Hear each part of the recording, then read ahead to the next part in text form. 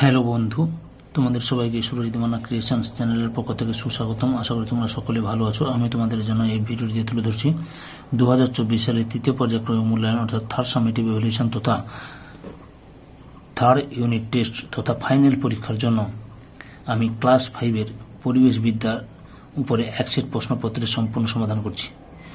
এই প্রশ্নপত্রের সেটটি তোমরা পেয়ে যাবে রায় ও মার্টিনের প্রশ্ন বিচিত্রার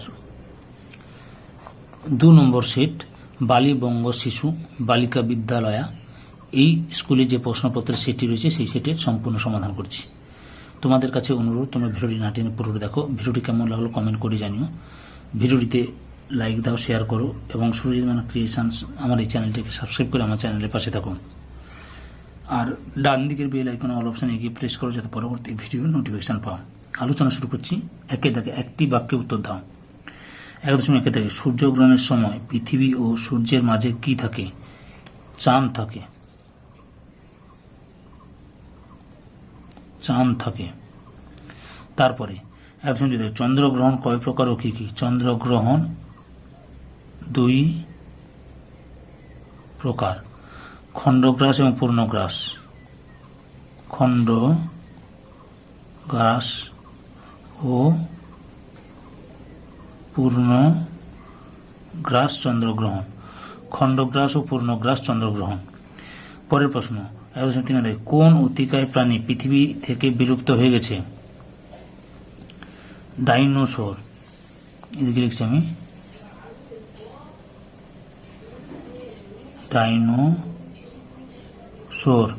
ডাইনোসর। তারপর কি রয়েছে 1.4 সুনামির ফলে আমাদের কোন রাজ্যে বেশি ক্ষতি হয়েছিল? তামিলনাড়ু।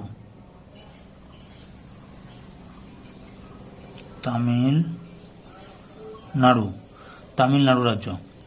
পরের প্রশ্ন পশ্চিমবঙ্গের 2টি জেলার নাম লেখো যেখানে হড়পা বান হয়েছিল।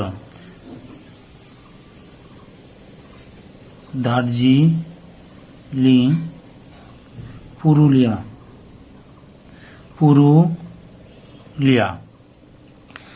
1.6 কোন দেশে প্রথম কাগজ তৈরি হয়েছিল? চীন দেশে প্রথম কাগজ তৈরি হয়েছিল।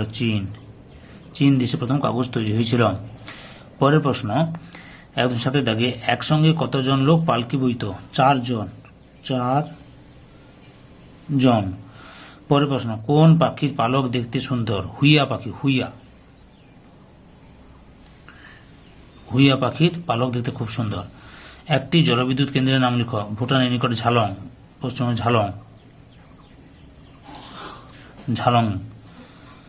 তারপরে রয়েছে একটি প্রচলিত একটি অপ্রচলিত শক্তির নাম লিখো। একটি প্রচলিত শক্তির নাম হচ্ছে কয়লা,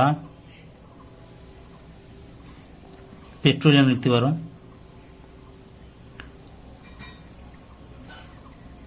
পেট্রোলিয়াম। এবং একটি অপ্রচলিত শক্তির নাম হচ্ছে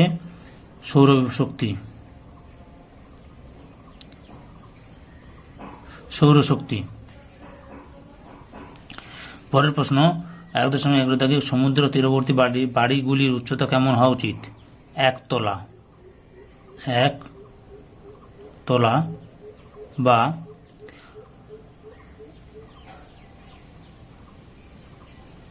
3.5 মিটার বা 3 মিটার। 1 তলা বা 3 মিটারের উচ্চতা হওয়া প্রয়োজন। তারপরে কি রয়েছে লক্ষ্য করো। 2 দাগে সঠিক উত্তরটি নির্বাচন করো। 2.1 দাগে লোকালয়ের মাঝে যেসব ছোট ছোট বন তৈরি হয় সেগুলিকে বলে সমাজভিত্তিক বন, সুন্দরবন, সাহেবজানের বন। সঠিক উত্তরটি হল অপশন কয়ে সমাজভিত্তিক বন। পরের প্রশ্ন কয়লা খনির মধ্যে অক্সিজেন পাঠানো হয় কারণ? কয়লাকে বিশুদ্ধ করার জন্য, কয়লা খনির মধ্যে যাতে কয়লা শুকিয়ে না যায়, খনির শ্রমিকদের শ্বাসকার্য চালানোর জন্য। সঠিক উত্তরটি হল অপশন কয়ে খনির শ্রমিকদের শ্বাসকার্য চালানোর জন্য। পরের প্রশ্ন 2.3 থেকে সূর্যের আলো দিয়ে তৈরি হয় বিদ্যুৎ, জল, মেঘ। সঠিক উত্তরটি হল অপশন কয়ে বিদ্যুৎ। পরের প্রশ্ন টেলিস্কোপ আবিষ্কার করেন নিউটন, কোপার্নিকাস, গ্যালিলিও গ্যালিলি। সঠিক উত্তরটি হল অপশন কয়ে গ্যালিলিও গ্যালিলি। 2.5 দাগে পৃথিবীর চারিদিকে একবার ঘুরতে চাঁদের সময় লাগে 1 মাস 29 দিন 29.5 দিন। সঠিক উত্তরটি হল অপশন কয়ে 29 দিন 29.1 2 অর্থাৎ 29.5 দিন। 2.6 দাগে সুমাকার লেভি ধূমকেতুটি আছড়ে পড়ে বুধ গ্রহে, বৃহস্পতি গ্রহে, শুক্র গ্রহে। সঠিক উত্তরটি হল অপশন খ, বৃহস্পতি গ্রহে। পরের প্রশ্ন, লেখাপড়া করা শিশুদের আইনগত অধিকার 14 বছর, 16 বছর, 18 বছর বয়স পর্যন্ত। সঠিক উত্তরটি হল অপশন ক, 14 বছর বয়স পর্যন্ত। পরের প্রশ্ন, 3 দাগে শূন্যস্থান পূরণ করো। 3.1 দাগে ড্যাশ তিথিতে চন্দ্রগ্রহণ হয়? পূর্ণিমা তিথিতে। পূর্ণিমা তিথিতে। 3.2 গৌণ জোয়ারের ড্যাশ ঘন্টা ড্যাশ মিনিট পর মুখ্য ঝড় হয়? 12 ঘন্টা 26 মিনিট। 26 মিনিট পর মুখ্য ঝড় হয়। 3.3 সূর্য থেকে আগত ড্যাশ রশ্মি চোখের পক্ষে ক্ষতিকর? অতি বেগুনি রশ্মি। অতি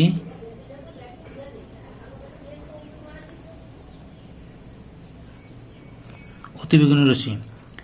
পরের প্রশ্ন 3.4 থেকে সূর্যের পর পৃথিবীর সবচেয়ে কাছের নক্ষত্রের নাম হলো? Proxima Centauri dash. Proxima Centauri. Proxima Centauri.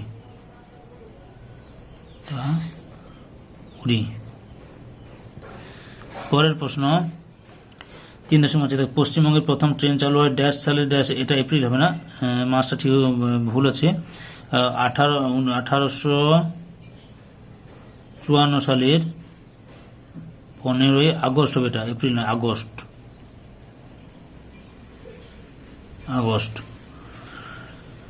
3.6 dash মার্কা হেলমেট পরা উচিত? আইএসআই মার্কা হেলমেট পরা উচিত। 3.7 ভুটভুটিতে ড্যাশ লাগানো থাকে? Engine, diesel engine. Diesel engine লাগানো থাকে। পরের প্রশ্ন 3.8 ড্যাশ বরাবর সর্বদা রাস্তা পার হওয়া উচিত? জেব্রা ক্রসিং বরাবর। জেব্রা ক্রসিং বরাবর। 3.9 চিলনি হলো এক ধরনের ড্যাশ গাছ। 3.7 বনভূমি কমে যাচ্ছে তাই পশুরা ড্যাশে চলে আসছে? লোকালয়ে চলে আসছে। লোকালয়ে চলে আসছে। এরপরে 4 দাগে নিচের প্রশ্নগুলি উত্তর দাও যে কোনো একটি। 4.1 গন্ডার ও হাতিকে মানুষ হত্যা করে কেন? উত্তরটি দেখো, গন্ডার মারে কারণ গন্ডারের খড়গের জন্য মানুষ গন্ডারকে মারে, আর হাতি মারে তার কারণ হচ্ছে মানুষ হাতির মূল্যবান 2টি দাঁতের জন্য হাতি মারে। তাহলে হাতি মারে হচ্ছে দাঁতের জন্য, আর গন্ডার মারে খড়গের জন্য। বুঝতে পেরেছ? 4.2 পশ্চিমবঙ্গের কোন কোন জেলায় কয়লা পাওয়া যায়? লক্ষ্য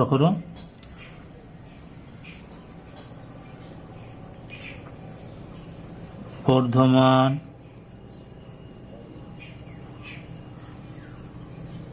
বীরভূম, বাঁকুড়া জেলাতে কয়লা পাওয়া যায়। 4.3 দাগে ধোঁয়াতে কোন কোন বিষাক্ত গ্যাস থাকে?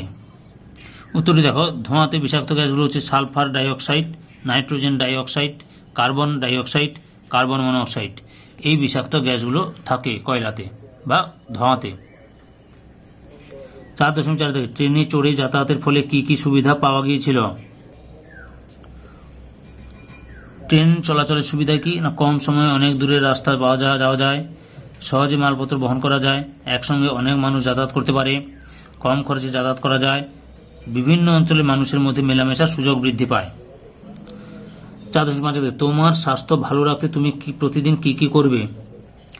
উত্তর, মানব জীবনের স্বাস্থ্য হলো অমূল্য সম্পদ। সুতরাং স্বাস্থ্য ভালো রাখতে গেলে আমাদের কতগুলি করণীয় দিক রয়েছে। সেগুলি হল শরীরের যত্ন নেওয়া, ব্যক্তিগত পরিচ্ছন্নতা স্বাস্থ্য রক্ষার একটি গুরুত্বপূর্ণ দিক। আমাদের উচিত দেহের অঙ্গ প্রত্যঙ্গের যত্ন নেওয়া ও সর্বদা পরিষ্কার পরিচ্ছন্নতা বজায় রাখা। এমনকি শরীর সুস্থ ও স্বাভাবিক রাখার জন্য নিয়মিত খাওয়া, জল পান করা, শাকসবজি খাওয়া, খেলাধুলা করা, শরীরচর্চা করা, যেমন দৌড়াতে হবে, সাঁতার কাটতে হবে এবং নিয়মিত যোগব্যায়াম করতে হবে। 4.6 মুখ্য জোয়ার ও গৌণ জোয়ারের প্রধান কারণগুলি লেখো। মুখ্য জোয়ার ও গৌণ জোয়ারের কারণ লেখো।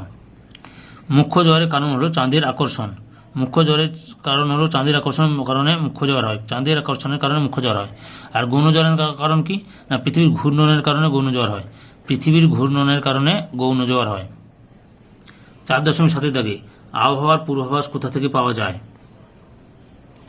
আবহাওয়ার পূর্বাভাস টেলিভিশন, খবরের কাগজ, রেডিও, ইন্টারনেট প্রভৃতি থেকে জানা যায় বা পাওয়া যায়। 4.8 সূর্যের আলো আমাদের কি কি কাজে লাগে তার 4টি দিকের উল্লেখ করো। 1 নম্বরে সূর্যের আলো সোলার প্যানেলে ফেলে বিদ্যুৎ তৈরি করা হয়। এই বিদ্যুৎ রান্নার কাজে আলো জ্বালাতে ব্যবহৃত হয়। সারাদিন ধরে রোদে সোলার ব্যাটারি চার্জ হয়। জামা কাপড়, শস্য শুকাতেও সূর্যের আলো কাজে লাগে। 4.9 নানা ধরনের জলযানগুলির নাম লেখো। নানা ধরনের জলযানগুলির নাম লেখো। প্রথমে পানসি লিখছি, পানসি, নৌকা,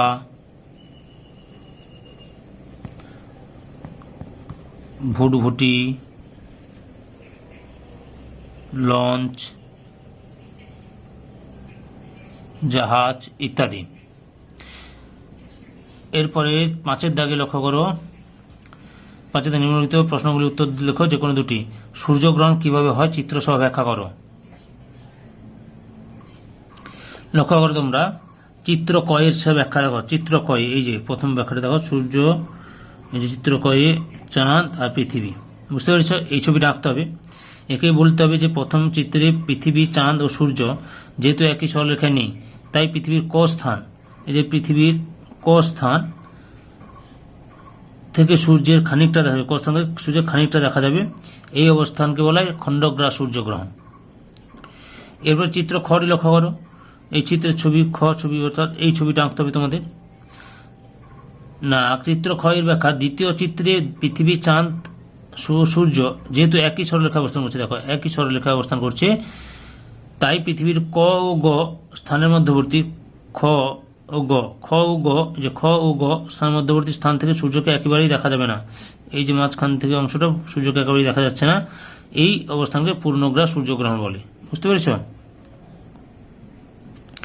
এই দুটো ছবি আঁকতে হবে, আর তোমাদের এখান থেকে এতটা লিখতে হবে।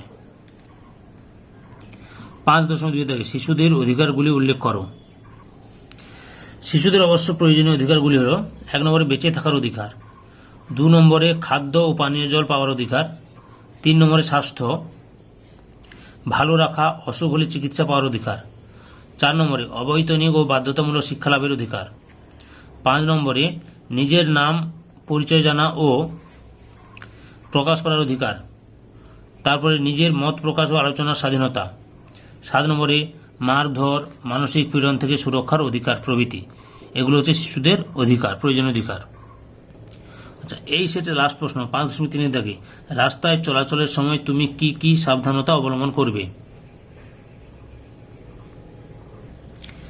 রাস্তায় হাঁটার সময় বা পার হওয়ার সময় যা যা করা উচিত: 1 নম্বরে সব সময় ফুটপাত দিয়ে হাঁটা, 2 নম্বরে হেঁটে রাস্তা পার হতে গেলে সিগন্যালে সবুজ মানুষের ছবি জ্বলে উঠবে, তবে জেব্রা ক্রসিং দিয়ে রাস্তা ওপারে যাওয়া, তারপরে ফুটপাতহীন রাস্তার বাম দিক দিয়ে সাবধানে হাঁটা, রাস্তায় হাঁটার সময় অভিভাবকদের হাত ধরে বাম দিকে থাকা, 5 নম্বরে রাস্তা পার হওয়ার সময় মোবাইল ফোন ব্যবহার না করা, অর্থাৎ তাতে কথা না বলা এবং গান না শোনা, 6 নম্বরে রাস্তা পারাপারের জন্য ফুটব্রিজ বা সাবওয়ে থাকলে তা ব্যবহার করা, 7 নম্বরে রাস্তায় অন্যমনস্কভাবে না চলা বা রাস্তায় ছোটাছুটি না করা, 8 নম্বরে বন্ধুদের সঙ্গে গল্প করতে করতে অসতর্কভাবে রাস্তায় না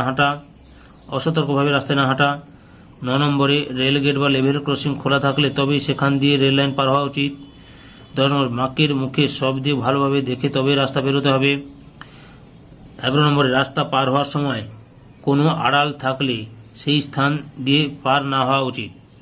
বুঝতে পেরেছ? আর সম্পূর্ণ ভিডিওটি দেখার জন্য তোমাদের সবাইকে অসংখ্য ধন্যবাদ।